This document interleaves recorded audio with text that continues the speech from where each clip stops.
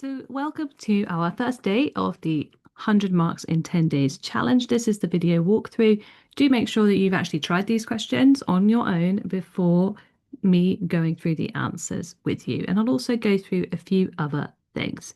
So, electron configuration. Notice in the question that it says full electron configuration. So, you might have been taught that you can, for example, use a noble gas configuration, which is a shorthand. If it says full electron configuration, it means that we are starting all the way from the beginning with the 1s. Now, I've seen a lot of students who just count up to the element that they're supposed to get to. So counting up to 17 is quite a lot to get to for chlorine. So what I want you to do instead is use the periodic table a bit like a map that just shows you all the shells you're filling. So at GCSE, if I had written chlorine, I might have just written 2, 8, 7. Okay, and I've shown that on the periodic table. This is the first row, which is the first shell. There are two elements here, hydrogen and helium. And in the second shell, we've got 8 elements altogether, lithium, beryllium, and then all the 6 on the right-hand side. And then if we go up to chlorine, we are the 7th along. We can use the same idea about the structure of the periodic table. So if we just remember that this is the S block, this is the P block, and this here in the middle is the D block. I haven't shown the F block, which is at the bottom, because we don't need it pretty much ever, to be honest, in A-level chemistry. So how does this fit in? Well, it means that there's 2 electrons. This is the first, second, third shell. So 1 means first shell. S means that it's in an S subshell. It's going to be filled. Then we've got 2s2, 2p6. So instead of writing 8, I'm basically showing how those 8 electrons have been spread out into the S and the P. So 2p6. And then the next shell is still full at 3s2. So I'm right now up to magnesium. And then we're just counting along. We are the 5th element in the P block, so 3p5. So this is a good way to stop you making mistakes because counting, adding in your head is a sure way to make mistakes. And then for Fe2 plus, we're definitely going to be filled, whoops, all the way up. 2p6, 3s2, 3p6. This is what we would do if we were doing a shorthand. We would just write argon. So that should be relatively second nature, easy marks. And then if it was an Fe atom, let's look at where iron is. If I was doing Fe on its own, the next part that I'd be doing is 4s2 because we're in the 4th shell now. And then this is actually 3D here because we've got to remember that every shell has an extra sublevel. So we've had the first shell only has S, the second has S and P, the third has S, P and D. It's just there's this overlap where we fill the 4S first. So that's 3D6.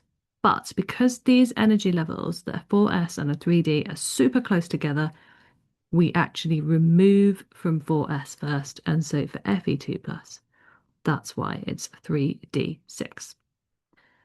Okay, then we've got 5 ionization energies for an element in period 3, so that's quite important, otherwise we wouldn't know where it was.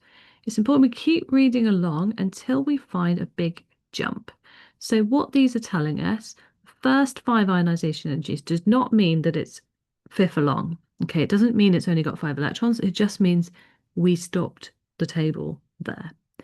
So what we're showing is we're showing an atom, we've got shells of electrons, and we are removing from the outside in. And so what that tells me is we remove the electrons in the outer shell, and then when we go into the inner shell, which is closer to that nucleus, it gets much harder.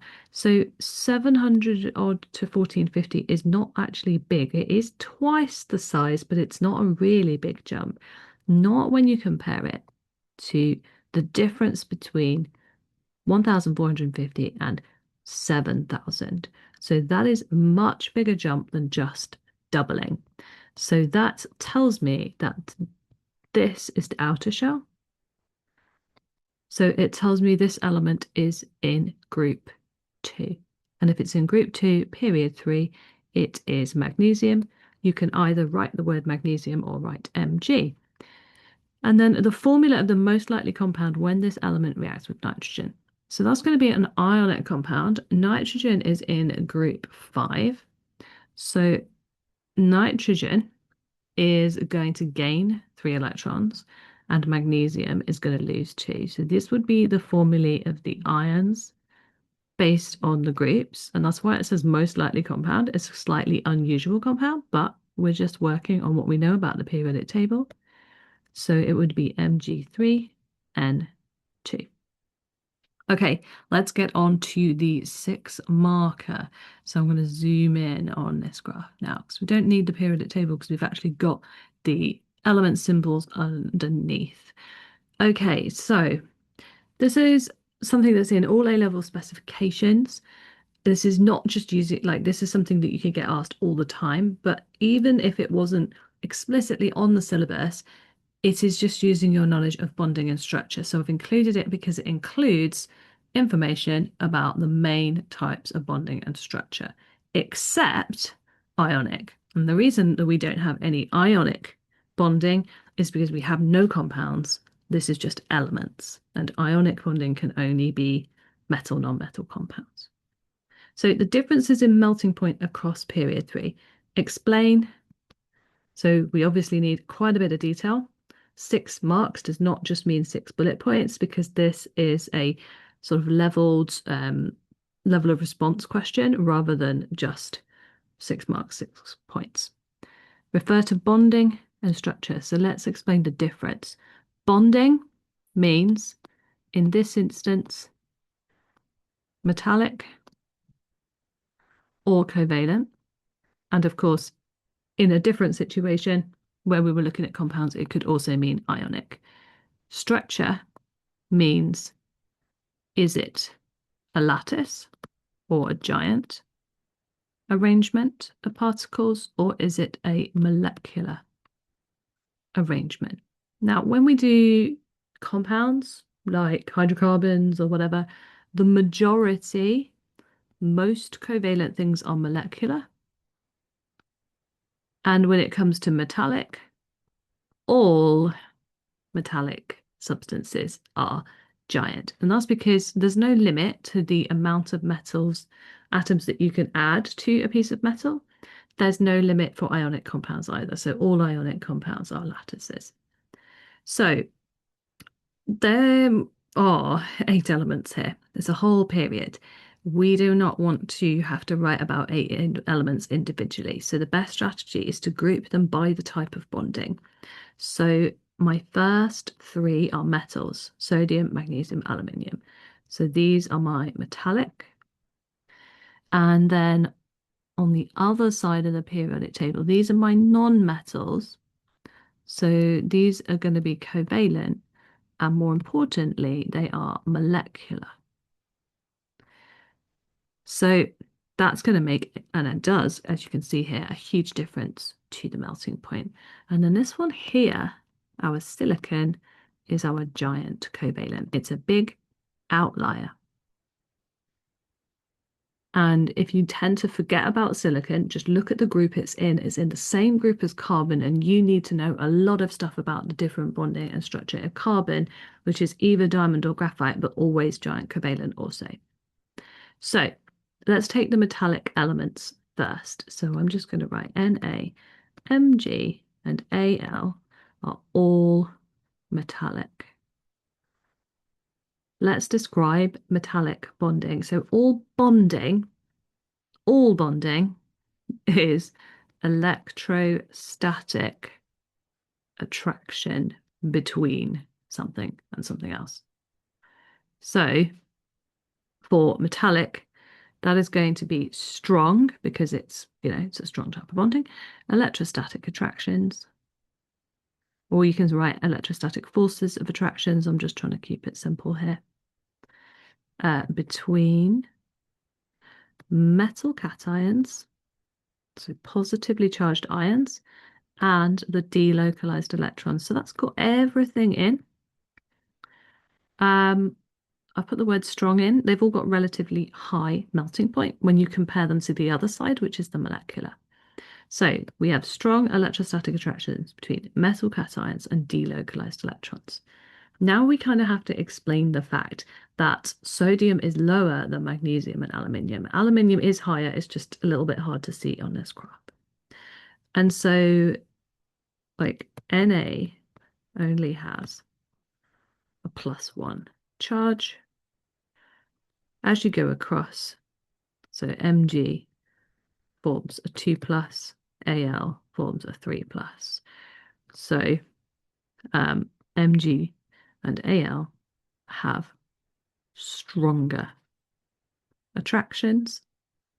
So I'm not just explaining the difference between that and the other side. I'm explaining the difference within the metals. Have stronger attractions, so higher melting point. Somewhere in a melting point question, you don't have to repeat it every single time. It's really good idea to say you need more energy to overcome those bonds. And they are bonds, okay? They are chemical bonds. Right, now we can talk about silicon. Silicon is giant covalent, so I want to put that in somewhere. It's giant covalent, so it is a lattice, or you can say it is a network or macromolecule. Those are all the same thing. Lattice of atoms joined by very strong covalent bonds. So zoom up a bit.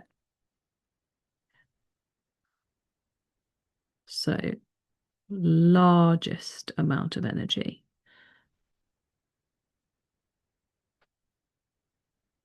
needed to break those bonds. So the idea is it's a giant structure and we have to break all the bonds in order to melt silicon. But normally with covalent substances, we don't need to break covalent bonds to melt them. So we can then say that P, S, Cl, and Ar are molecular. Now, that would be allowed. I'm just going to put a little thing on the side here that Ar is actually atomic, i.e., Ar is single atoms. There aren't actually any covalent bonds, so technically it's not. So I'm actually going to put slash atomic. So what is it that we have to break? So when you're doing a melting or boiling point question, you've got to say, what do you have to overcome in order to get it to turn into a liquid?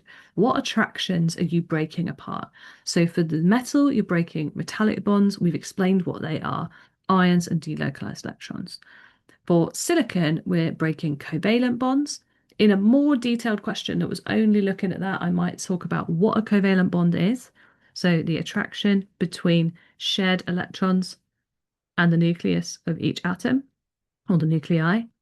And then for this one, we need to not talk about bonding at all, because when I boil Cl2, I'm not breaking apart the Cl2 into atoms. I am simply breaking the molecules apart from each other. So they are all, because, oh, we said they're all molecular. So you only need to overcome intermolecular forces, which are weak in comparison to the rest. So you can give those intermolecular forces a name. As they are elements, you can either call them London forces, van der Waals forces, or instantaneous induced dipoles, depending on your preference and your exam board. Okay, so they're all the same thing. London forces, van der Waals, instantaneous induced dipole. But we don't need in this question, because we're just comparing bonding versus intermolecular forces. I don't really need to name them. It is important, however, to look at the difference, because sulfur is higher than phosphorus and chlorine is lower than both of them. So what we have there is, because phosphorus is a P4 molecule And then sulfur is S8, chlorine is Cl2, and argon, as we've just said, is only Ar. There's no bonding there at all because it's a noble gas. So the significance of that, I put it like that to avoid having to keep comparing each of them next to each other. All we need to say is that the bigger the molecule, the stronger the intermolecular forces, and the higher, I'll put IMFs, higher the boiling point.